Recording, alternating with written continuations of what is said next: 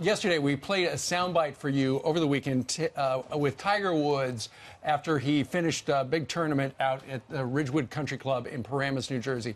He was asked a question. So, you've played golf with Donald Trump recently, I think last Thanksgiving.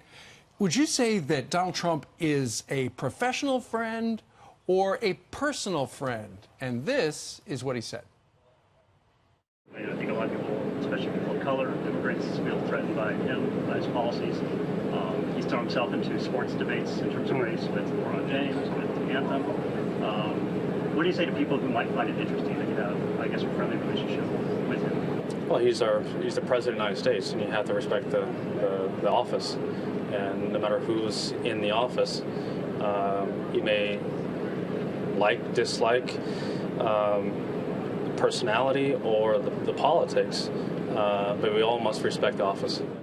And I thought that was a great answer by an athlete, very smart guy, an athlete who, even though he's friends with Trump, he said, I've known him for 20 years, play golf, they're in the same business, they live right next to each other. So I thought that was a fine answer. And as soon as I heard it, I said to myself, this is going to be big news. Well, if you were watching ESPN, their reaction was not a positive one. Listen to this exchange between Max Kellerman and Stephen Smith.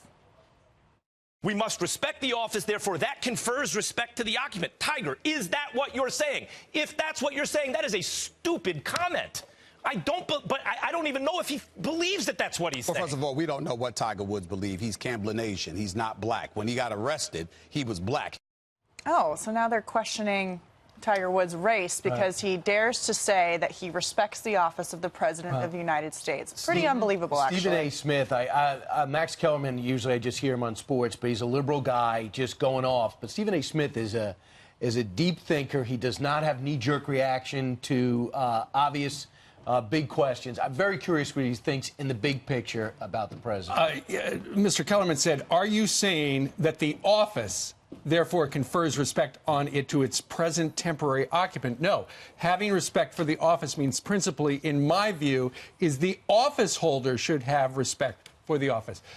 And he feels that Donald Trump does not. So he's questioning whether or not, are you talking about our respect for the office or the respect of the office holder? It would just be nice if ESPN could stick to sports, which is something that we all want to watch and pay attention to. And I find it unfortunate that these athletes like Tiger Woods keep getting put into this position for simply having a round of golf with the President of the United States, having a relationship with the guy for the past 20 years because he was a businessman in the entertainment sector.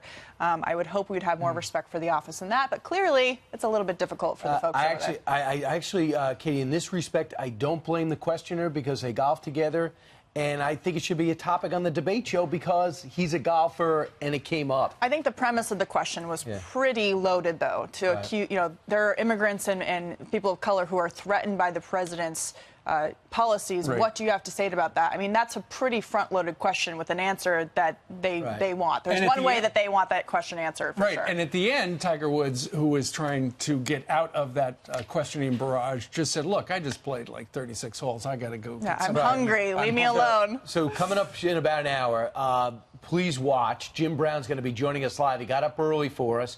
He wants to expand on his comments. He said on JT and the Brick on Fox Sports Radio that he finds himself pulling for the president and went on to say this might make me unpopular in the black community. But Jim Brown joins George Foreman, Dennis Rodman, Kanye West, and Herschel Walker, just off the top of my head, of prominent African Americans that seem to like the president.